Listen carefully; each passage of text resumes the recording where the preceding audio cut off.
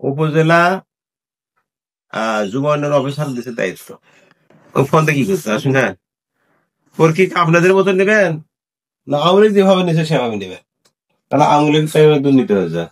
৫ জুলাই পর থেকে সারিয়াকান্দি ডিগ্রি উচ্চ বিদ্যালয় ৪র্থ শ্রেণীর পরিষ্কার পরিচ্ছন্ন কর্মরত মোহাম্মদ জাহিদুল ইসলাম বর্তমান এমন কি ক্ষমতার জোরে অফিস সহায়ক কেরানি পদে কর্মরত।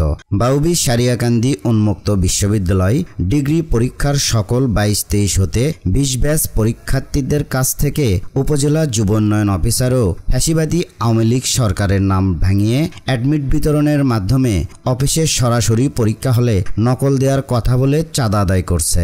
মোহাম্মদ জাহিদুল ইসলামের অসামাজিক অনৈতিক কর্মকাণ্ডের সাথে থাকা কিছু ভিডিও প্রমাণ আপনাদের সামনে উপস্থাপন করা হলো। উপজেলা যুব উন্নয়ন অফিসার দিছে দায়িত্ব।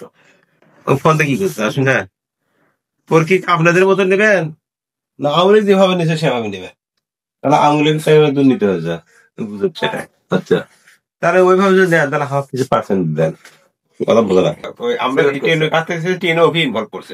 উনি আবার ফোন দিয়ে কথা করছে, মানে এই কথার অর্থ ওটাই পরীক্ষা কি আপনাদের মতো নেবেন না আওয়ামী লীগের মতো নেবেন? অনৈতিক কর্মকাণ্ডের সাথে জড়িত নিজের মুখে স্বীকার করে মোহাম্মদ জাহিদুল ইসলাম। এতে বোঝা যায় ক্ষমতার অপব্যবহার করে দীর্ঘদিন যাবৎ ধরে সারিয়াকান্দি ডিগ্রি কলেজের শিক্ষার মান ক্ষুণ্ণ করে। সারিয়াকান্দির সাধারণ জনগণের দাবি অনৈতিক কর্মকাণ্ডের সাথে জড়িত থাকা মোহাম্মদ জাহিদুল ইসলাম ও মোহাম্মদ কামরুজ্জামান এদেরকে আইনের আওতায় এনে শাস্তিও সুষ্ঠু বিচারের মাধ্যমে সারিয়াকান্দি ডিগ্রি কলেজের শিক্ষার মান বজায় রাখা হোক এবং এদের দুর্নীতি রুখে দেওয়া হোক। এটি এখন সারিয়াকান্দি উপজেলাবাসীর দাবি।